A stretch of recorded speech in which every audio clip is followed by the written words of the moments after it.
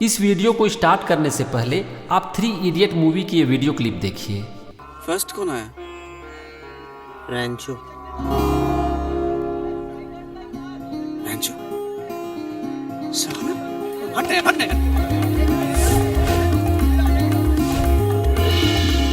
Human behaviour के बारे में उस दिन हमने कुछ जाना। दोस्त फेल हो जाए तो दुख होता है, लेकिन दोस्त फर्स्ट आ जाए तो ज्यादा दुख होता है। हम दुखी थे। क्या कुछ समझ में आया कि क्या होता है जेलसी? क्या आपके साथ भी ऐसा होता है? यहाँ दोस्त की जगह कोई भी हो सकता है, आपके पड़ोसी, रिलेटिव्स या फिर उनके बच्चे, लेकिन इसका सिर्फ एक कारण है और वो है जेलसी, जिसे हम ईर्ष्या भी कहते हैं और बहुत लोग इसे जलन भी कहते हैं। इसे थोड़ा और सिंपल करता हूँ। इसका सिंपल सा मतलब है कि दूसरों की खुशी में दुखी हो जाना या फिर दूसरों के दुख में खुश हो जाना या फिर दोनों। जेलसी को हम एक निगेटिव इमोशन भी बोल सकते हैं, जो हमें अंदर ही अंदर तपाती है, जलाती है और सिर्फ हमारा नुकसान करती है और हमें पता तक नहीं चलता। इस वीडियो में हम बात करेंगे कि जेलसी का आखिर कारण क्या है और हम इससे कैसे बच सकते हैं।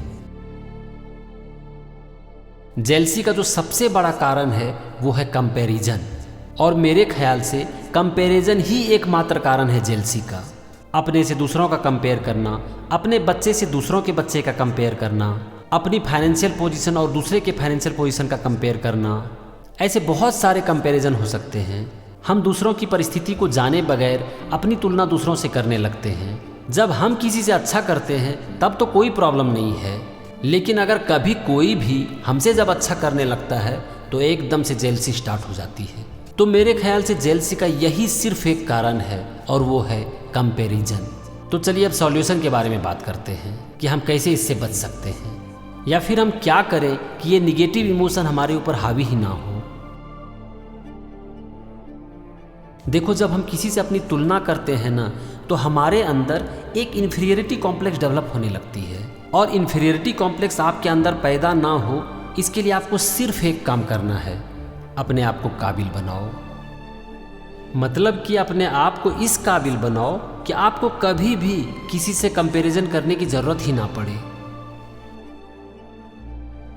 तो मैसेज साफ है ना भाई, अपने आप को काबिल बनाओ।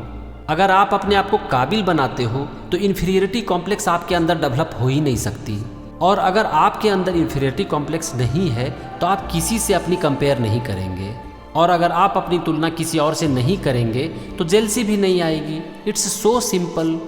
तो भाई, अगर आप सचमुच में जेलसी से बचना चाहते हो तो सबसे पहले अपने आप को काबिल बनाओ।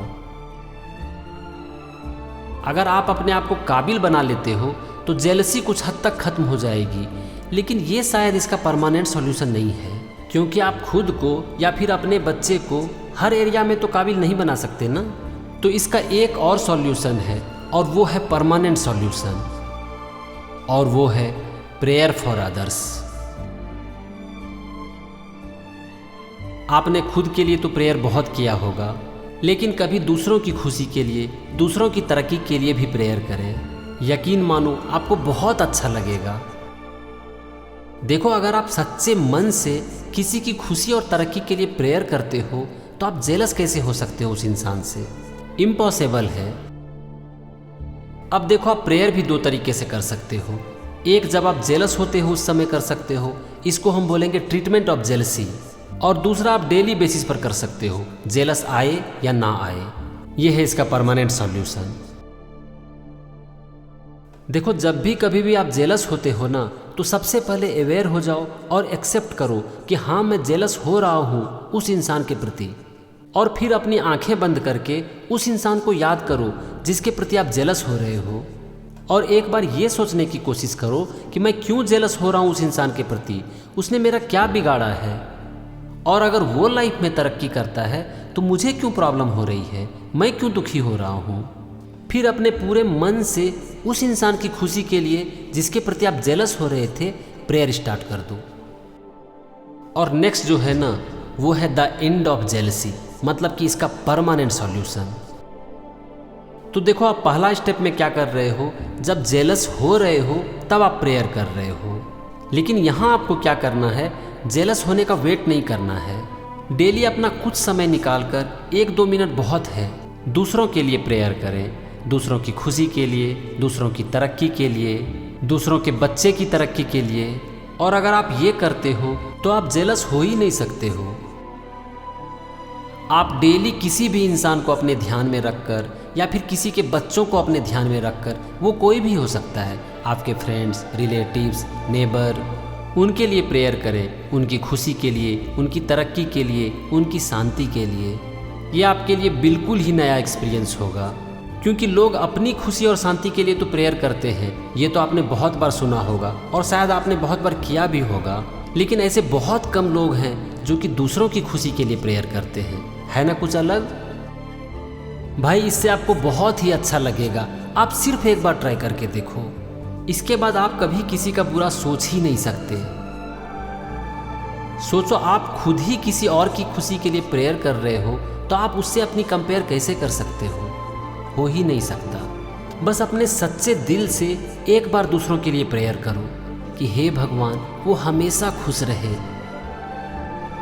खूब तरक्की करे, खूब आगे बढ़े,